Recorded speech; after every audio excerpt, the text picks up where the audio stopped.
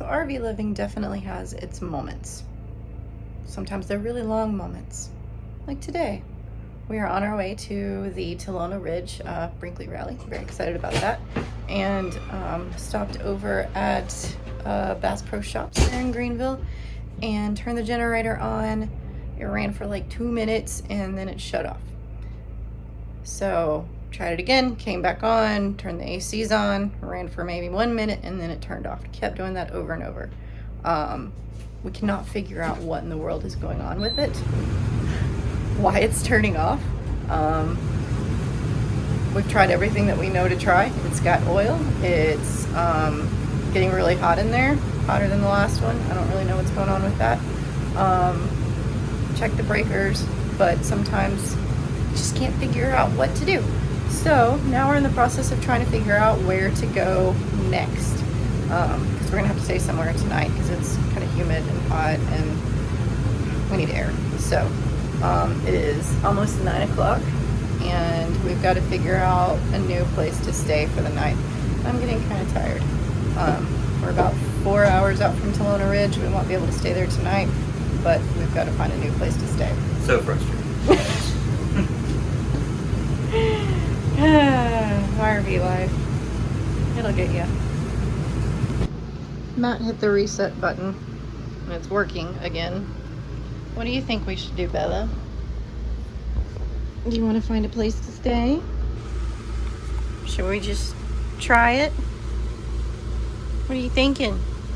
We need your input. Have opinions. Nothing? I appreciate your help very much. Thank you. It's kind of working. It seems to have stabilized at the moment. Like we're not getting the rough in and out, revving of the engine like we were a few minutes ago, and it seems like it's calmed down a little bit as far as the electrical system. So yeah. So dragging out the ice cream, turning on a show, and just gonna act like nothing ever happened, and hope it stays that way. We were talking about it. Like the Southeast is just incredibly hard to find campgrounds at the spur of the moment. Like I don't know how people that kind of do the last minute planning do it in the Southeast. Everywhere else in the country we've been okay. Well, Southeast, Northeast, but everywhere else like out west and stuff, it's been fine. You can always find a place to stay, but out here it's really, really tough. Yeah, we called a couple of places when we were looking at changing, and apparently they have a football game or something going on right now, so everybody's full. Yeah. So we really hope that this works. I'm hopeful though that maybe it's just the generator hadn't been run. It's only been 4 weeks since we used it for an overnight, so I don't know. It seems to be stabilized, knock on wood, so we're just gonna try to stay put and see what happens. Fingers crossed. Yep.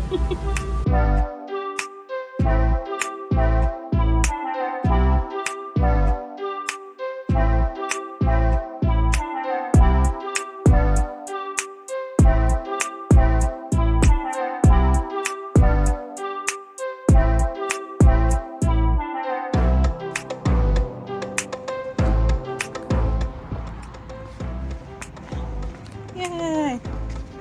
I made it. Yay!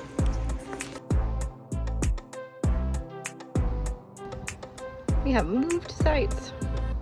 This one's much better. Totally different experience. Right, Bella? Bella? Let's not stand near the RV while it's leveling. That's not any different. Come here. Bella. Come here.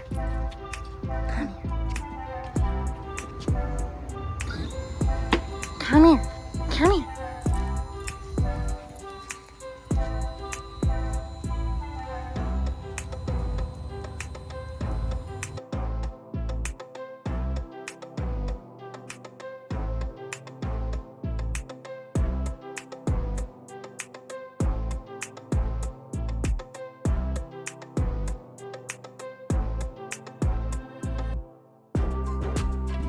We got our washer dryer.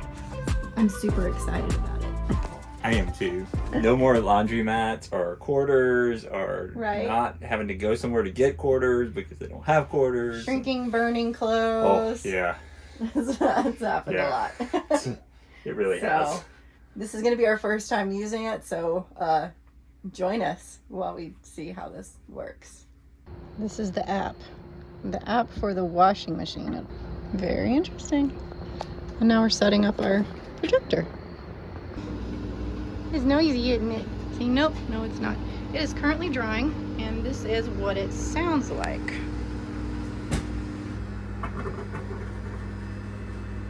Definitely not very loud. I could probably do work in here with it going. Surprisingly much more quiet than any other dryer that we've had. The tanks Matt emptied before. How do you even do this? What's this look like? There we go. Matt emptied the tanks before we did the washing cycle, and it is at black tank 2, gray tank 2. Gray tank 2, so it's 1/3. 1/3. Yep, 1/3 with one cycle. So we don't have to leave it open, which is really good. I think my process is just going to be to empty the gray tank before we do laundry, just so that we got plenty of capacity. These tanks are pretty big. I think they're like 75-gallon gray. And what I read is that this is supposed to use about 40 gallons per load. But it doesn't look like it even used 40 gallons since we're only at 1/3. Yeah. And we didn't fill it up. I think we probably did half a load or something just to kind of test it out. But it is remarkably quiet on the dry cycle and doesn't take up a whole lot of tank capacity. So we don't have to leave the tanks open, like I said, which is really, really nice. It's very easy. And we are pleased so far with what this looks like. Clothes are washing. We got a movie we're gonna watch. We got our fire pit out somewhere. Fire pit, the chairs. Gonna grill, gonna get ourselves some, or maybe me some wine. I don't know if Matt wants any wine, but I'm getting some wine. It's gonna be a good night. I'm excited. I love camping life. Don't you love camping life? It's amazing. Oh, don't you love it? Yeah, we love it. This is our projector screen. Totally excited. It looks actually really good. It's this, and it comes with a case. And wine. And burgers. And a fire pit. And a dog. And a fire pit. Okay, it is off. Big reveal. Let's see how it did. It's been sitting here for a hot minute. It said that it may feel a little damp when oh, this is not damp. That's warm. Yeah. I am pleasantly surprised. Definitely smells like a new dryer. Yeah. Yeah. But it smells clean. Yeah. Well, and also, like, I never thought about, like, I wonder what you do with dryer sheets and stuff, because you can't put those in there because it's wet. So I guess you just don't use them. I don't know. That would be a good question for the manual. We'll have to look that up. Yeah. All in all, 100% recommend the GE profile for your RV. It is quiet. It takes 2 hours to do a whole cycle. And it gets everything dry. And it only uses, what did you say, like 1/3 of a, well, it's at 2/3. 2/3 now. 2/3 of a tank. So we would have to empty it. You always have to empty it between loads. So empty it before your load and after your load. But I'm quite happy. Yeah, definitely.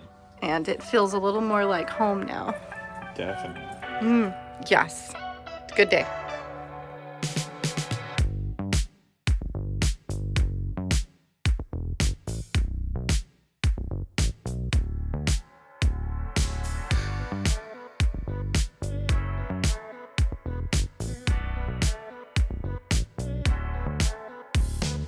So thank you for showing up early. I am sorry I could not get a food truck here.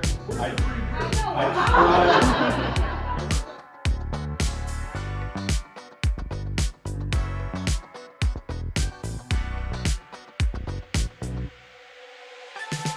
Well, hey guys, we're on day 3 of the rally here at the Brinkley Rally at Talona Ridge. A lot of fun the last couple of days, just kind of meeting and talking to lots of different folks. And the weather today is a little bit cloudy. It's been raining, that kind of thing. So we've been just kind of having a lazy day, but we got to see this cool little obstacle course that they have at the campground, and it's a lot of fun.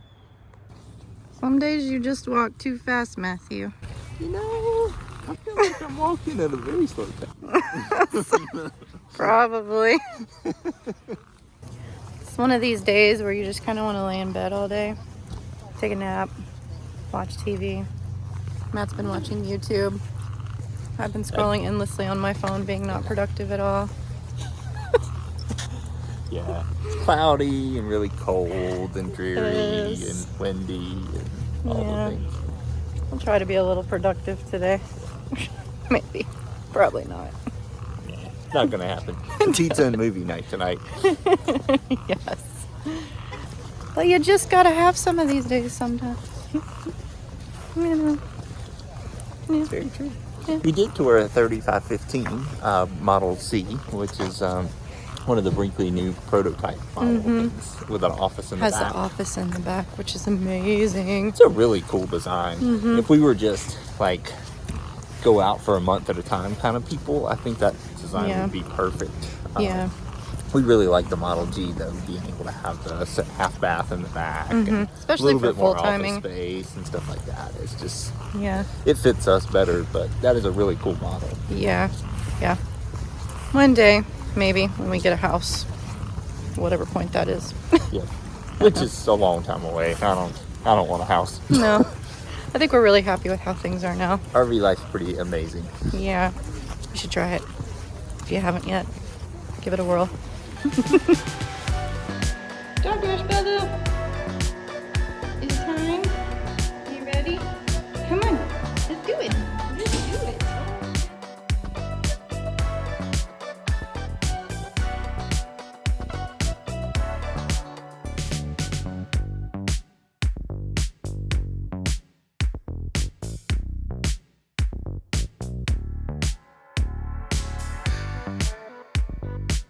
'Amacalola Falls. How you doing over there? Doing awesome. This is a fun place. Yes, we love it over here. Yeah, the waterfall's beautiful, and I don't know, the leaves change hasn't been like super dramatic this year like they typically are, but there is still a little bit of color, so that's pretty. A little bit. How are you? Awesome. Thank you so much. Have a good one. Woohoo.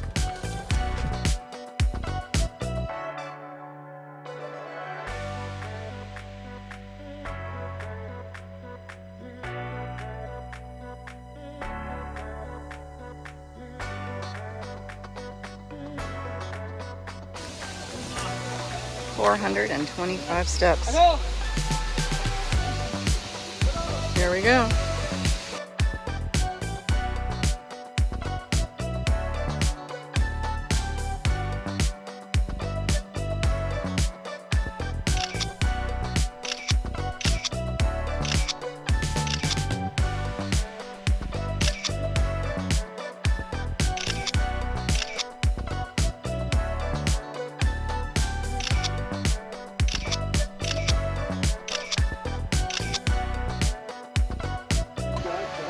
$425 steps going up.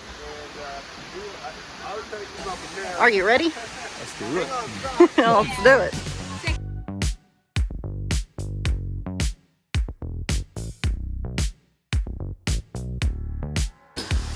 Four flights of stairs.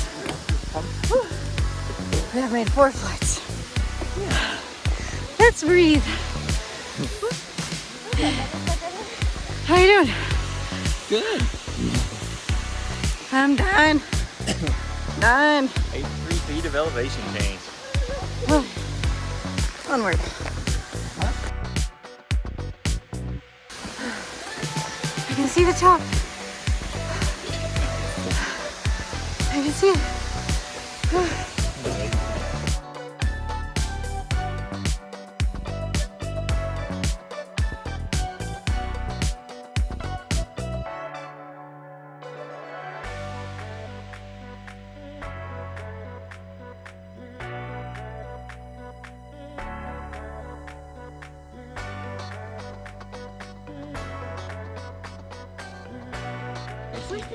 It's up there.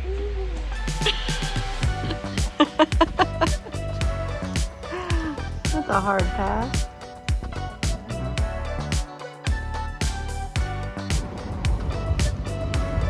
Meeting them at the Gumdrop Candy Shop. Look at these games. Oh, decisions. Woo.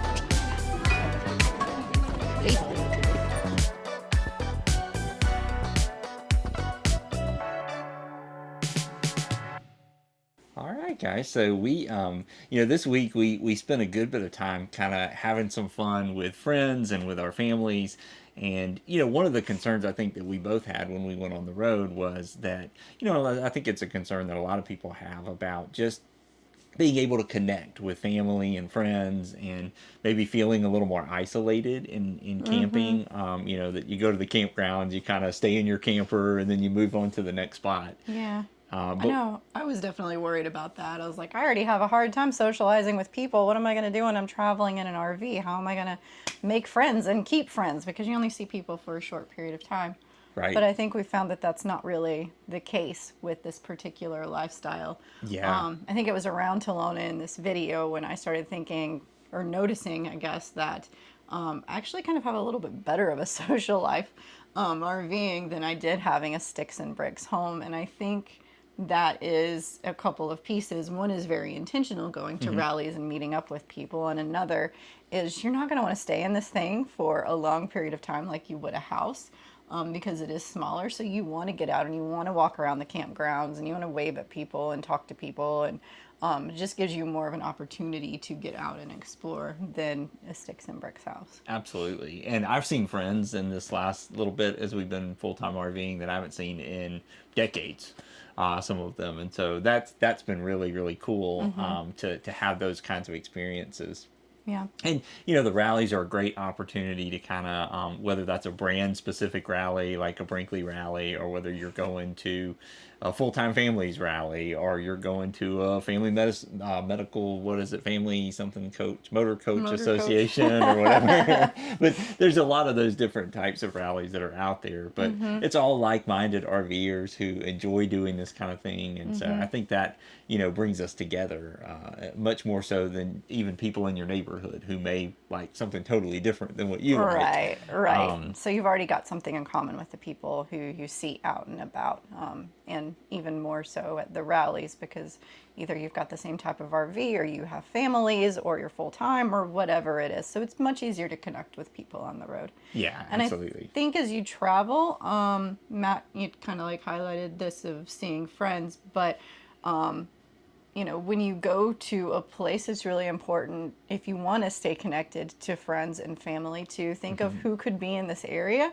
that I might want to say hi to, who I haven't seen in a decade, or family that I only have gotten to see maybe once a year before, and now I can see them a little bit more frequently because I'm closer to the area. So keeping in mind those contacts you have that you want to maintain, and just kind of think of them when you stop, and is there someone I want to see and say hi to? Yeah, we had a great time at Talona. We got to meet a lot of new people that we've never met, and we got to see some old friends that we had met out in Colorado, the previous summer. So that was really neat. And then I really enjoyed it. It had been a really long time since I'd seen my brother and sister-in-law and our two nephews and niece, so we got to go to lunch with them downtown and walked around the town and just had a great time. It was a lot of fun to see everybody. And so maintaining connections is possible, and it can be simple, but it does have to be intentional. Absolutely. And RV life is amazing for that.